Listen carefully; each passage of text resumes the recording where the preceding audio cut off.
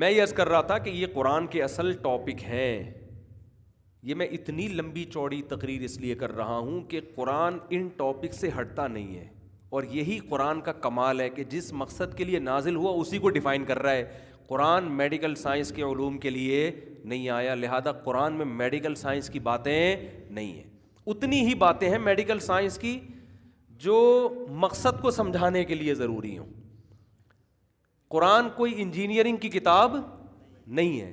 لہذا یہ آج کل نا پڑھے لکھے لوگ بہت قرآن پہ اعتراض کرتے ہیں, قرآن میں سائنس کی باتیں کیوں نہیں ہیں؟ ہے بھائی, قرآن نے نیوٹن کے لا کو کیوں بیان نہیں کیا؟ پہلے ہی قرآن بیان کر دیتا, نیوٹن کو ضرورت ہی نہ پڑتی. قرآن میں یہ بنانے کا طریقہ, بھائی یہ قرآن کا یہ عیب ہے اگر یہ چیزیں قرآن میں ہوتی ہیں, کیونکہ قرآن اپنا تعارف کروا رہا ہے ھدی للمتقین. یہ تعارف ہے قرآن کا کہ یہ کتاب گائیڈنس ہے, جو ہدایت چاہتے ہیں ان کو اس سے کیا ملے گی؟ ہدایت. تو جو ٹاپک ہے اس ٹاپک پر رہنا کمال ہے یا ٹاپک سے ہٹنا کمال ہے؟ ٹاپک پہ رہنا کمال ہے. اس لیے قرآن ان موضوعات کو چھیڑتا ہی نہیں ہے. اب جو میں اصل بات کہنا چاہ رہا تھا اس کی طرف آتا ہوں.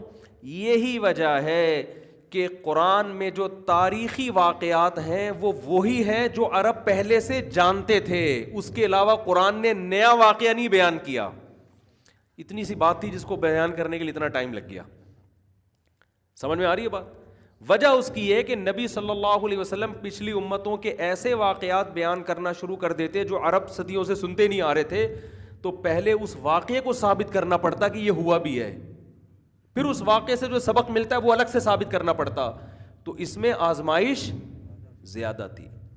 یہی وجہ ہے کہ قرآن نے آج بہت ساری سائنسی تھیوریز جو ثابت ہوئی ہیں ان کو پہلے بیان نہیں کیا, کیونکہ اگر قرآن واضح لفظوں میں بیان کر دیتا کہ زمین سورج کے گرد گھوم رہی ہے, تو قرآن کو یہ ثابت کرنے کے لیے بڑے بڑے سائنسدانوں کو بلانا پڑتا. اس زمانے میں ایسے سائنسدان مارکیٹ میں تھے نہیں. تو جو اصل ٹاپک تھا نا, بہت سے اپنے لوگ بھی بکھر جاتے اس سے کہ بھئی یہ کیسی باتیں کر رہے ہیں, ہمیں تو سورج گھومتا ہوا نظر آ رہا ہے. تو قرآن نے ان موضوعات کو چھیڑا؟ بولو نہیں. آج بہت سے لوگ یہ سوال کرتے ہیں قرآن میں کیوں نہیں لکھا ہوا کہ زمین سورج کے گرد, اشارے ہیں قرآن میں, زمین کے گول ہونے کے بھی اشارے ہیں, اشارے ہیں, واضح نہیں ہے قرآن میں. کیونکہ اگر قرآن اس طرح کی باتیں کرتا نا تو کیا یہ وہی مثال ہو جاتی جیسے فرعون نے موسیٰ علیہ السلام کی دعوت پہ یہ کہا کہ اگر آپ سچے نبی ہیں اور ایک خدا کو مان کے ہی انسان جنت میں جا سکتا ہے, فما بال القرون الاولی, تو پچھلی بستیوں کا جو ہمارے باپ دادے گزر چکے ان کا کیا ہوگا؟ یعنی فرعون کے جو ڈیڈی تھے وہ بھی تو مشرک تھے نا. فرعون نے کہا میرا ابا بھی جہنم میں جائے گا کیا؟ میرے دادا بھی, اور ان سب لوگوں کے ابا اماں سارے جہنم میں. موسیٰ علیہ السلام اگر یہ جواب دے دیتے کہ جہنم میں نہیں جائیں گے تو سوال پیدا ہوتا کہ اس کا مطلب ایمان لانا ضروری نہیں ہے, تو جب وہ جنت میں جا سکتے ہیں تو ہم بھی چلے جائیں گے. اور اگر یہ کہہ دیتے ہاں جہنم میں جائیں گے کیونکہ وہ بھی مشرک تھے, تو فرعون کہتا لو بھائی تم سب کے ابا اماں کو کہاں بھیج دیا انہوں نے؟ جہنم. انسان اپنے ماں باپ کے بارے میں بڑا حساس ہوتا ہے, کیونکہ والدین کے بہرحال اولاد پر تو احسان ہوتا ہے نا. کسی کو بتا دو یہ مذہب کہتا ہے تمہارے ابا جہنم میں جائیں گے, تو انسان کے لیے پھر اس مذہب کو قبول کرنا مشکل. تو موسیٰ علیہ السلام نے جو بھی جواب تھا اس وہ جواب دیا نہیں. کیوں؟ فرعون کی شرارت وہ سمجھ گئے کہ یہ بحث کے رخ کو کیا کر رہا ہے؟ تبدیل کر رہا ہے. کیونکہ میں نے اگر یہ کہہ دیا کہ جہنم میں نہیں گئے تو ایک نئی بحث شروع ہو جائے گی, جہنم میں بھیج دیا تو ایک نئی بحث شروع ہو جائے گی. یہ ٹاپک ابھی ہے ہی نہیں. موسیٰ علیہ السلام نے کیا جواب دیا؟ علمها عند ربی فی کتاب لا یضل ربی ولا ینسا. میرے رب کو پتا ہے کہ کس نے کہاں جانا ہے, نہ میرا رب غلطی کرتا ہے کہ جنت والے کو جہنم میں, جہنم والے کو جنت میں بھیج دے, ولا ینسا, اور نہ وہ بھولتا ہے کہ بھیجنے کے بعد یاد آ بھائی اس کو تو وہاں بھیجنا تھا اور میں نے بھیج یہاں دیا. تو جو نہ غلطی کر سکتا ہے نہ بھول سکتا ہے, وہ جو بھی کرے گا صحیح کرے گا. تجھ سے جو میں بات کر رہا ہوں الذی جعل لکم الارض مہدا, میں اس خدا کی بات کر رہا ہوں جس نے زمین کو کیا بنایا؟ بچھونا. تو موسیٰ علیہ السلام اپنے ٹاپک سے ہٹے نہیں, حالانکہ بہت امپورٹنٹ سوال تھا. جتنا بھی امپورٹنٹ ہو موضوع سے ہٹ کر ہے تو اس کو نہیں چھیڑا جائے گا, چاہے کتنا ہی امپورٹنٹ سوال ہو. میں بیان کر رہا ہوں, کوئی شخص آئے کہ میری گردے میں پتھری اور مجھے پتا ہے کہ انتہائی میرے پاس بہترین علاج ہے, میں پھر بھی نہیں بتاؤں گا اس کو, کیونکہ میں جو بیان لے کے چل رہا ہوں نا اس میں کیا واقعہ ہو جائے گا؟ خلل واقع ہو جائے. بھائی ایک آدمی کی گردے کی پتھری ٹھیک ہو جائے گی, لیکن جو میرا پورا بیان میں جو میں جس مقصد کے لیے بیٹھا ہوں وہ مقصد کیا ہو جائے گا, ختم ہو جائے گا. یہ تو ایک سادہ سی میں نے مثال دی ہے. ہو سکتا ہے میں کسی کو بتا دوں بھائی تیری پتھری, اس لیے کہ مجھے پتا ہے کہ یہ بتانے میں تھوڑی دیر کے لیے وقفہ ہوگا نا, پھر بیان ٹاپک پر. لیکن بعض موضوعات ایسے ہوتے ہیں ان میں ہٹے آپ تو آگ لگ جائے گی. تو نبی صلی اللہ علیہ وسلم آج کی سائنسی تھیوریز اگر قرآن نبی کو بتاتا کہ زمین سورج کے گرد گھوم رہی ہے, اور جو بھی آج کل سائنسدانوں کی جتنی ایجادات ہیں یہ ساری چیزیں قرآن بتانے لگتا, تو اس سے اسلام کی حقانیت آج تو سمجھ میں آتی, مگر 1200-1300 سال کے انسان قرآن کے قریب آنے کے بجائے دور ہو جاتے. وہ کہتے قرآن ایسی باتیں کر رہا ہے جو مشاہدے کے خلاف ہیں. سمجھتے قرآن عجیب باتیں کر رہا ہے کہ یار زمین گھومتی ہے, قرآن کہہ رہا ہے کہ مریخ بھی ہے, قرآن کہہ رہا ہے کہ جی ستارے سیارے بھی ہیں, اور یہ بھی ہے اور وہ بھی ہے. تو قرآن نے سائنسی ٹاپک بھی اتنے چھیڑے ہیں جتنے وہ لوگ افورڈ کر سکتے تھے. آسمانوں کی بات کی, کل فی فلک یسبحون, جتنے سیارے ستارے ایک دائرے میں تیر رہے ہیں, یہ چیزیں تو وہ دیکھ رہے تھے کہ سیاروں کو چلتا ہوا دیکھتے تھے. للشمس ينبغي لها ان تدرك القمر ولا الليل سابق النهار, نہ چاند کبھی سورج سے ٹکراتا ہے اور نہ دن رات سے پہلے آتی ہے. کل فی فلک یسبحون, یہ وہ سائنسی حقائق تھے جو عرب لوگ جانتے تھے کہ یہ تو نظر آ رہا ہے. تو سائنس کا ٹاپک بھی اتنا چھیڑا جتنا ان کی کھوپڑی کے اندر آ جائے. افلا ينظرون الى الابل كيف خلقت, اونٹ کو دیکھتے نہیں ہو کیسے بنایا. اب یہ تو میڈیکل سائنس کا ٹاپک ہے نا, لیکن یہ ایسا ٹاپک ہے جو آسانی سے سمجھ میں آ رہا ہے. دیکھتے نہیں شہد کی مکھی کو کیسے سکھایا ہم نے, دیکھتے نہیں سوکھے چارے سے کیسا تھنوں میں دودھ نکالتے ہیں. اب یہ میڈیکل سائنس ہے, لیکن یہ عربوں کی سمجھ میں آ رہی ہے. یار سوکھا چارہ کھاتی ہے بھینس اور ایسا چکنا گاڑا دودھ پیدا ہوتا ہے. اب قرآن اس کو اگر آج کی میڈیکل سائنس کی زبان میں سمجھاتا کہ بھئی یہ ہوتا ہے, پھر دیکھتے نہیں کہ یہ چارہ پہلے جاتا ہے, پھر پہلے چھوٹی آنت میں جاتا ہے, پھر بڑی آنت میں جاتا ہے, پھر بڑی آنت یہ کرتی ہے, پھر یہ کرتی ہے, پھر یہاں سے مکھن الگ ہوتا ہے, کریم الگ ہوتی ہے, یہ ہوتا ہے. عرب کی سمجھ میں آنے کے بجائے بات کیا ہو جاتی, پیچیدہ. اس لیے قرآن چھیڑتا ہی نہیں ہے ان موضوعات کو. تو قرآن کا کمال جو ہے نا, اصل کمال یہ ہے کہ اس زمانے میں بہت سی سائنسی تھیوریز ایسی تھیں جو آج 100% غلط ثابت ہو چکی ہیں. قرآن نے کسی ایسی تھیوری کو پیش نہیں کیا جو آج 100% غلط ثابت ہو. یہ کمال ہے قرآن کا. اگر یہ کتاب اللہ کی طرف سے نہ ہوتی تو قرآن سائنسی مثالیں وہ بھی تو دے سکتا تھا جو 100% غلط تھیں. نہیں آئی بات سمجھ میں؟ اس کی ایک مثال دے کے بات ختم کرتا ہوں, پھر سوالات کی طرف آتے ہیں. مثال کے طور پر آج سے 15 سال پہلے ڈاکٹر یہ کہتے تھے کہ انڈے کی زردی میں کولیسٹرول ہوتا ہے. کہتے تھے نہیں کہتے تھے؟ لہذا کولیسٹرول کے مریض انڈے سے, یہ سائنسی حقیقت سمجھی جاتی تھی نا. آج ڈاکٹر کہتے ہیں صبح ناشتے میں روزانہ پابندی کے ساتھ 2 انڈے اپنے خرچے پہ کھائیں. یہ جم ٹرینر بھی بیٹھے ہوئے ہیں, ان کو ایسا ہی ہے نا. میں جب 15 سال پہلے مجھے جم جانے کا شوق ہوا تو ایک ٹرینر تھے, انہوں نے کہا کہ مفتی صاحب انڈے اتنے کھایا کریں روزانہ نا جب ایکسرسائز کریں. میں نے کہا بھائی اتنے انڈے زردی میں مزہ ہوتا ہے. انہوں نے کہا نہیں, زردی کوے کو کھلائیں. وہ مجھے کوے کا لفظ یاد آتا ہے. وہ کہتے ہیں میں جب بھی گھر میں آتا ہوں, ان کے بچے بھی ماشاء اللہ بڑے بڑے ہیلدی ہو گئے نا جم کر کے, تو کہتے ہیں میں جب بھی انڈا بچوں کو کھلاتا ہوں سفیدی کھلاتا ہوں, زردی کووں کو کھلاتا ہوں. تو زردی کے خلاف اتنا کچھ کہا کہ مجھے کووں پہ ترس آنے لگا کہ اتنی خراب چیز ان کو کھلائی جا رہی ہے. کوے تو سارے مرنا شروع ہو جائیں گے, ہارٹ اٹیک سے, ڈپریشن سے, کولیسٹرول سے.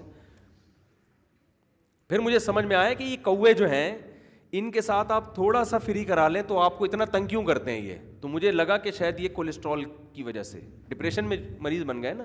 کوے سے آپ کبھی تھوڑا سا فری ہو کے دیکھیں, آپ ہر جانور سے آدمی نا الجھ کے افورڈ کر, کتا پاگل بھی ہوگا نا علاج ہو جائے گا آپ کا.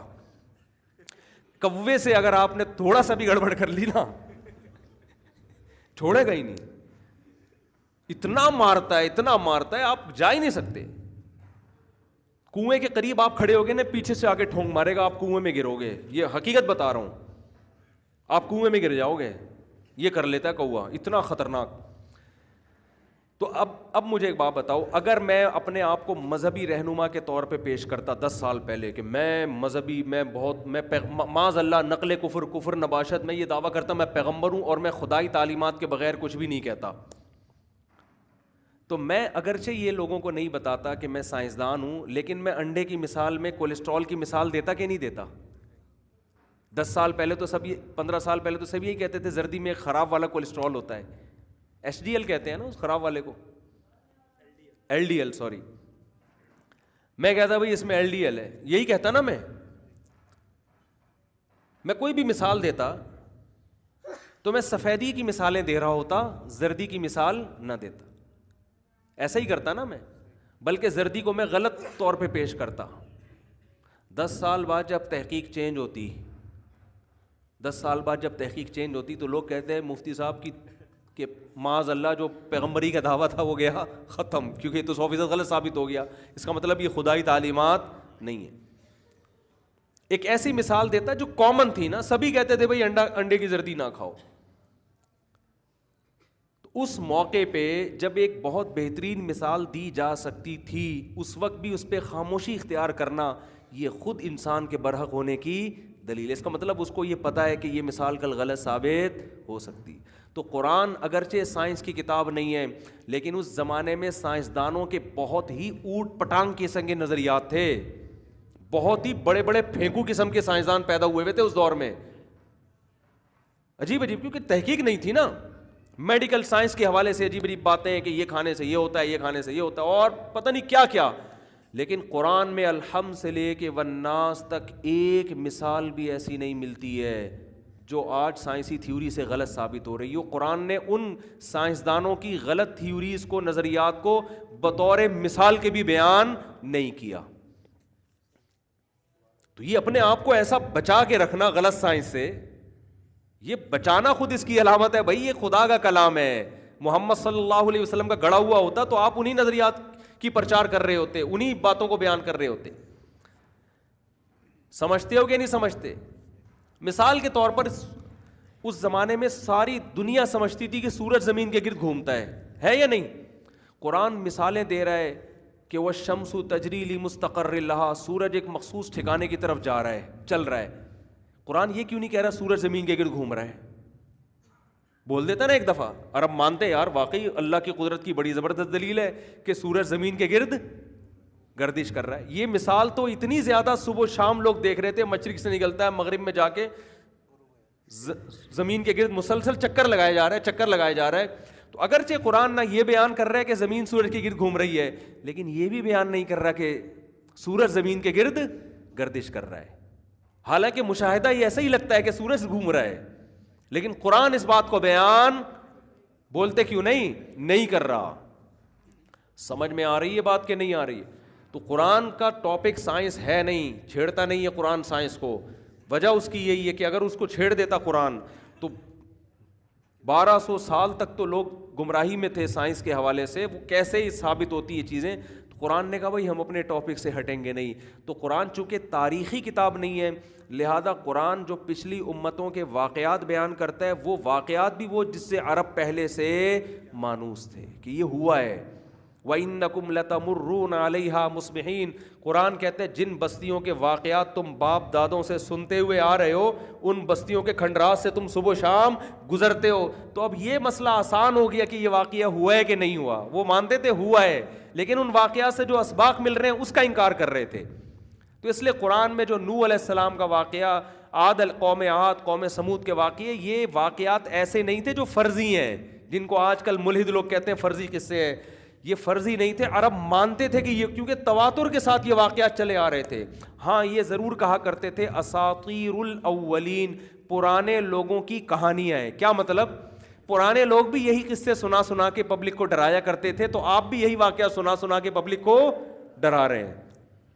سمجھ میں آ رہی ہے بات کہ نہیں آ رہی ہے؟ تو یہ بھی خود قرآن کی صداقت کی ایک دلیل ہے، اور ان واقعات کی صداقت کی ایک بہت بڑی دلیل ہے۔ تو فرق یہ ہے کہ جو قرآن کو مانتا ہے وہ ان واقعات سے عبرت حاصل کرتا ہے کہ اللہ نے نافرمان قوم میں پوری نوح علیہ السلام کی قوم کو ہلاک کر دیا، تو جو فرما بردار ہیں وہی عذاب سے بچتے ہیں، جو نافرمان ہے وہ عذاب میں ہلاک ہوتے ہیں. اور جو عبرت کی آنکھیں جن کی کھلی ہوئی نہیں ہیں وہ کیا کہتے ہیں کہ یہ تاریخی واقعات سمجھ کے نظر انداز کر دیتے ہیں. اور جو بالکل ہی اندھے ہو چکے ہیں وہ ان بدیہی واقعات کے وجود ہی کا انکار کر دیتے ہیں. اللہ اس اندھے پن سے